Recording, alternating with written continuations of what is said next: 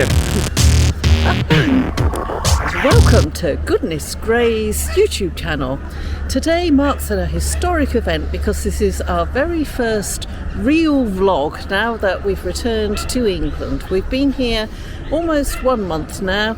We're not quite settled in, but we've been out exploring and we want to share with you all what we can see as we just travel around the beautiful countryside of the United Kingdom.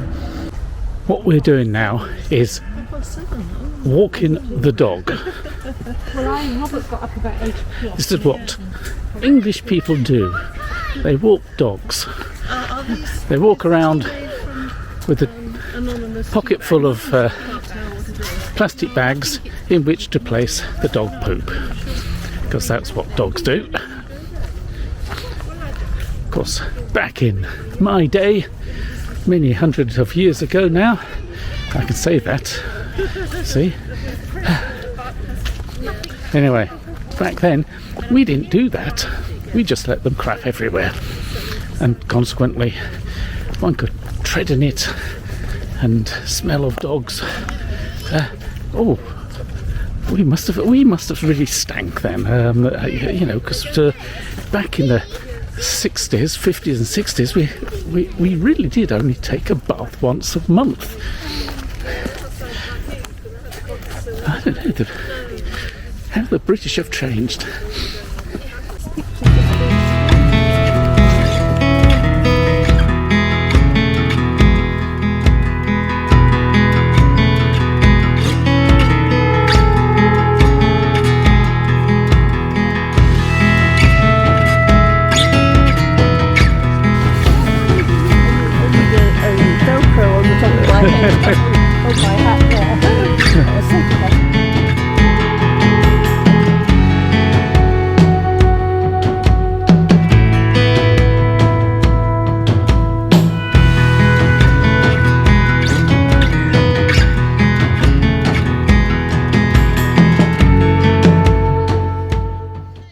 Right, we're in Hyland House, or Highlands Park I should say, with Hyland House behind us.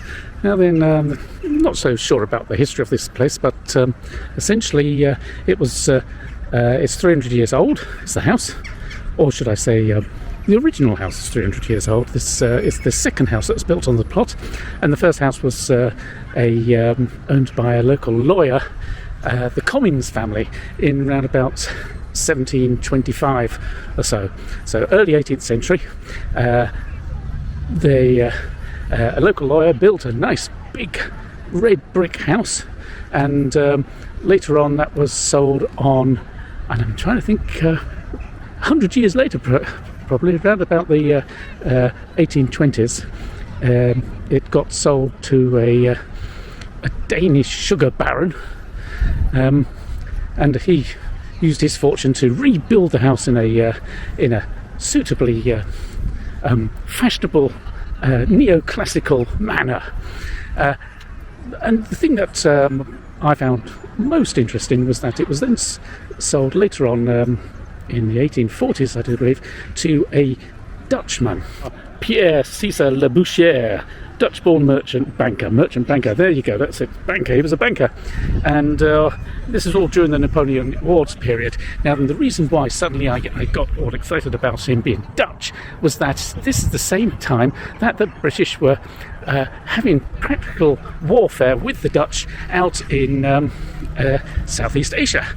As you probably know by now, we have a kind of connection with Singapore and Malaysia, and it was in 1824 that Singapore was finally conceded by the Dutch to the British as part of British influence in that region, and it was part of the decline of Dutch power.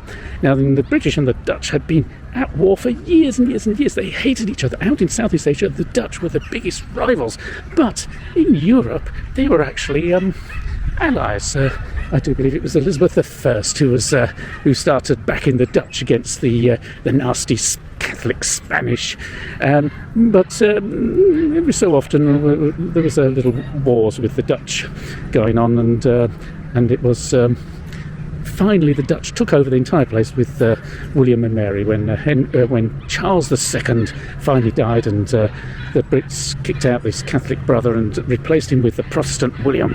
And that's when everything changed here, because they brought in all the Dutch banking processes. So a Dutch banker makes it interesting, because it was then that you got all the British power in India really took off, and the East India Company started behaving like the Dutch East India Company, the VOC, and so on and so forth. That's why it just struck me. It's always struck me as rather ironical that the British had this love-hate relationship with the Dutch. And in fact, right into the 20th century, early 20th century, who were the British fighting a war with? It was the Dutch, but they were called Afrikaners then.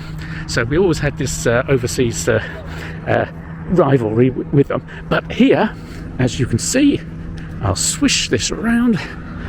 There you go. This was built by a Dutch banker. So there you go. That's a potted history off the top of my head. And we're going to see, I don't know what we're going to see. We're going to see this is a farmer's market here, and it's Dog Day here. Isn't it Dog Day? What is it? We've come here to see an exhibition about the people who lived and worked in this house.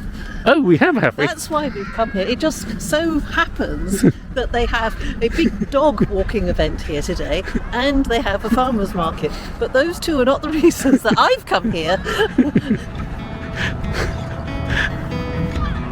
Well, whatever she said, I'm going along for the ride.